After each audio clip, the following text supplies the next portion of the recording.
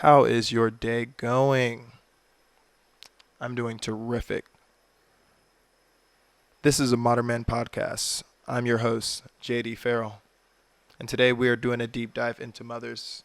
I'm talking to a couple mothers and talking about their passion for motherhood and kind of what they were thinking back when they first found out that they're about to embark on this lifetime journey. So, remember, we're a couple days late from Mother's Day, but we need to be appreciating our mamas 365 days a year. So, enjoy this podcast.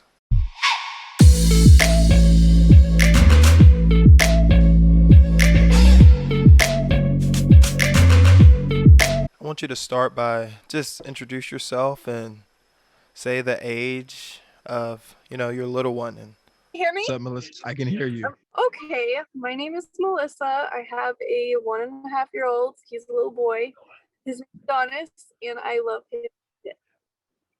My name is Ronnie. I'm from Florida, and I have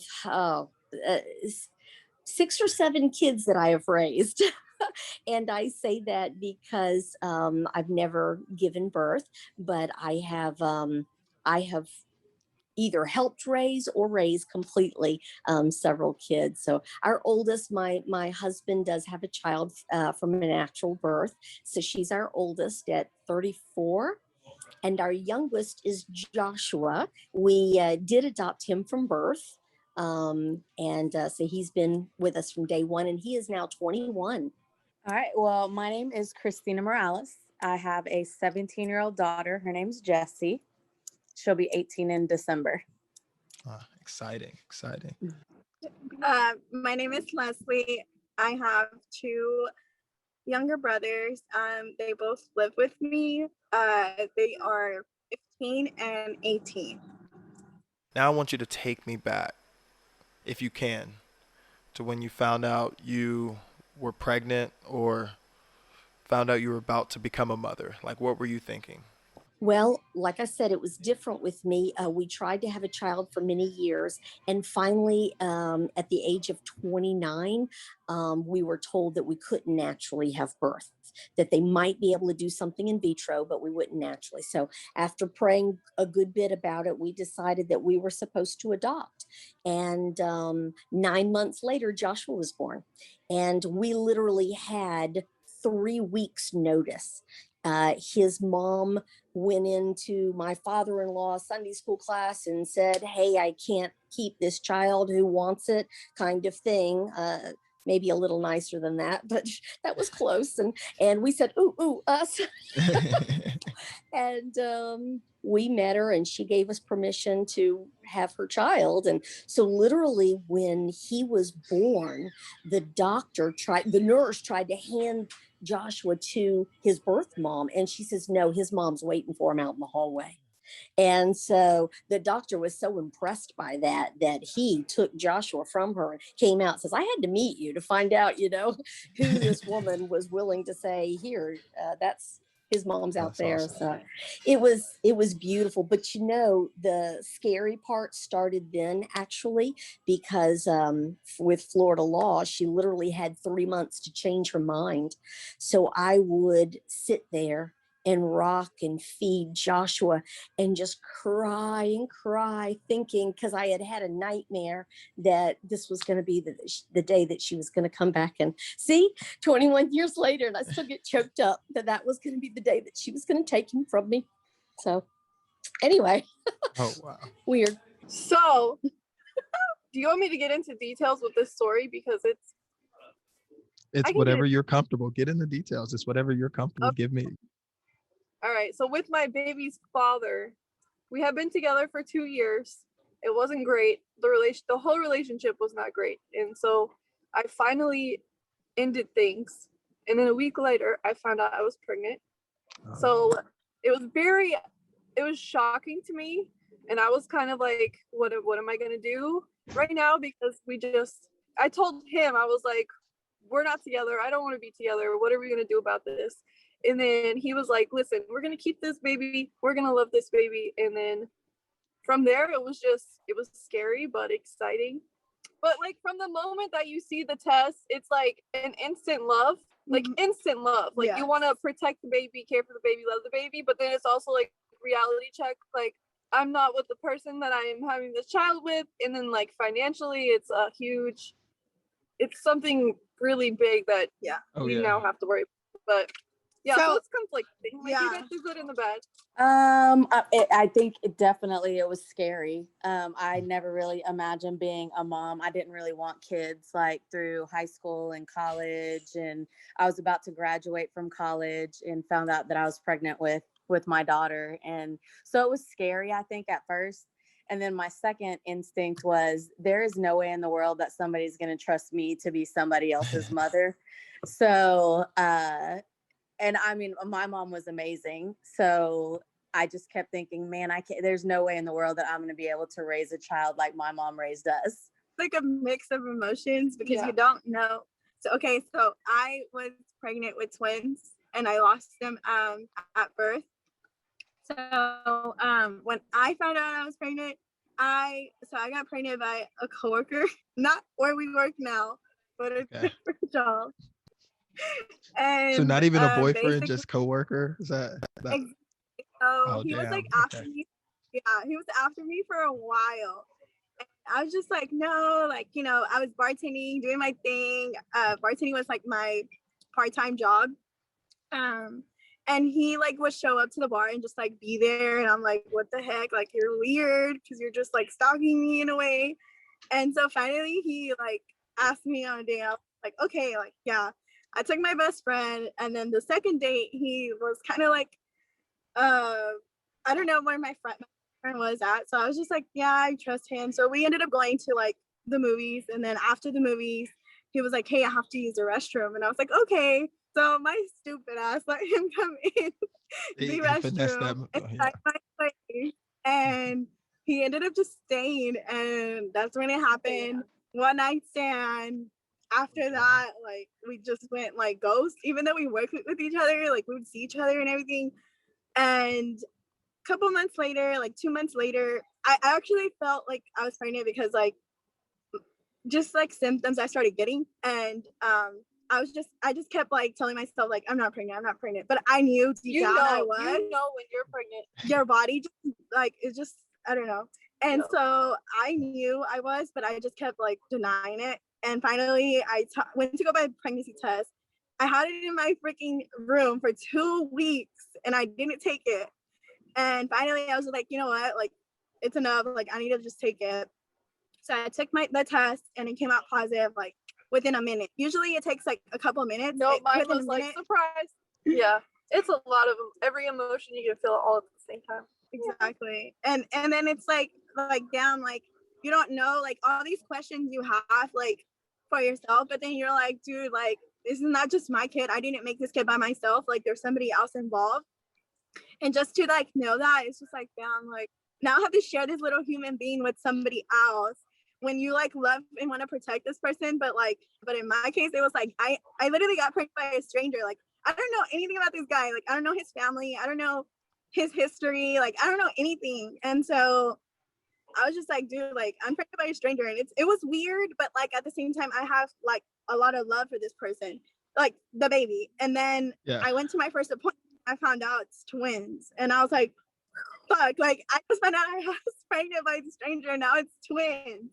So of course, like when I first found out, it was like, it's sad to say, but I was like kind of thinking about abortion because like I'm pregnant by somebody I don't know. Like, Oh yeah.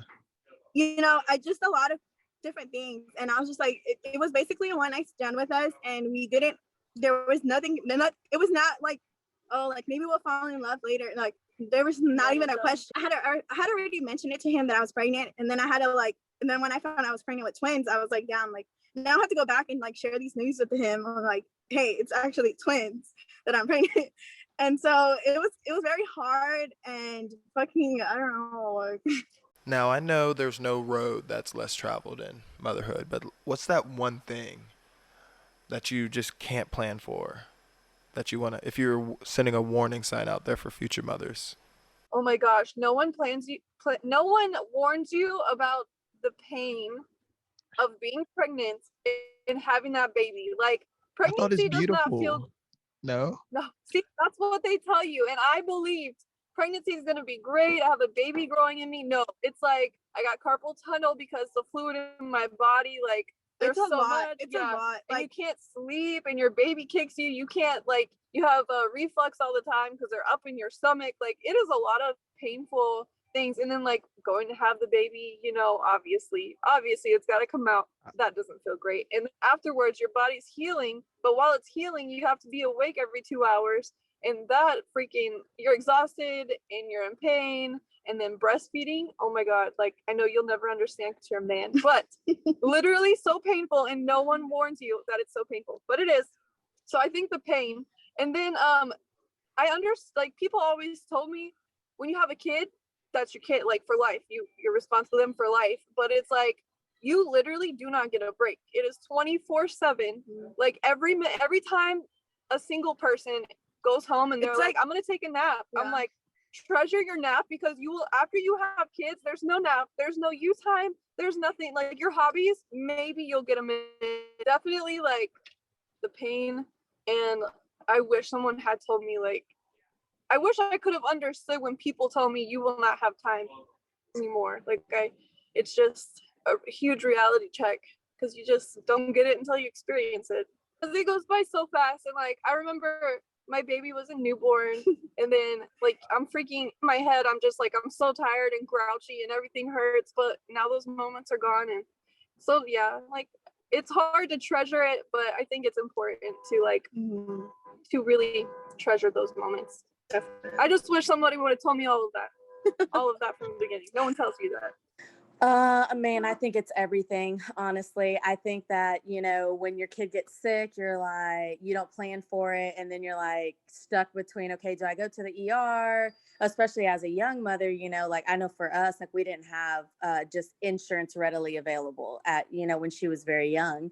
So it just kind of stuck, like, and then as she started to get older, and, you know, I'm like, oh, it's fine, you know, that she's eating dirt, or, you know, whatever the case may be. And then as she started to get into athletics, you know, she would come running over and say, Mom, I hurt my hand, you know, and I'm like, oh, you're fine. Like, it's fine. Go back out there.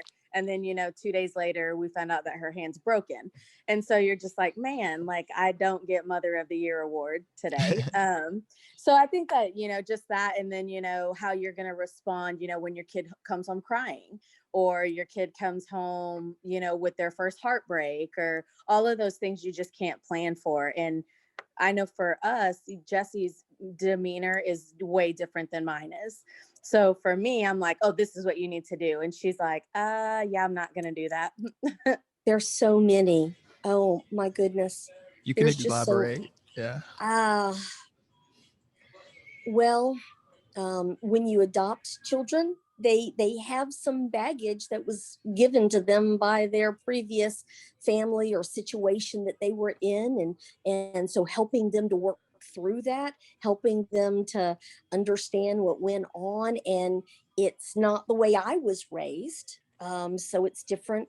But I guess overall, if I was to say the one thing with all of my kids that I would think would probably be the same with anyone, is every child is their own individual person. And if you're trying to just raise them to make them a mini me, that's not going to work, because they're not you. Yes, they've got your genes and you've raised them, but they're still their individual person, and they have to have room to grow up and develop who they are. And none of my kids had my genes, so they may not have liked things naturally the way I did. I'm extremely athletic, I love sports. Joshua had no desire. So me pushing sports on him is no good. Yeah. And that's just one example, but it's the same with all of our children. It doesn't matter. They all have their own personalities and need to develop them. They're not made to be just like their parents. You don't think about yourself anymore. It's Like, like, you can't- it's not you can't think just about- you now. It's like you, but first you have to think about the little person, and then you think about yourself Yeah, so all the time. I guess. But I feel like you should definitely, like, treasure those moments where you don't have time to sleep. As crazy as it sounds, It happens fast. yeah, like, now that I have my brothers, like, dude, yesterday for Mother's Day, I was like, everybody was working, like they were like doing their own thing. Like one of them went with his girlfriend to like hang out with her parents, and I was like, okay, like here I am, not having anybody around to do anything with. Yeah, And I was it's just really like, hard. damn, like this is so boring. And Aw. so yeah, I was like, dude, like I'm just chilling at home. On Mother's Day, chilling at home, doing nothing. But so yeah, so I feel like it's definitely treasure those moments where you like you don't have sleep, but there's a It's the lot more.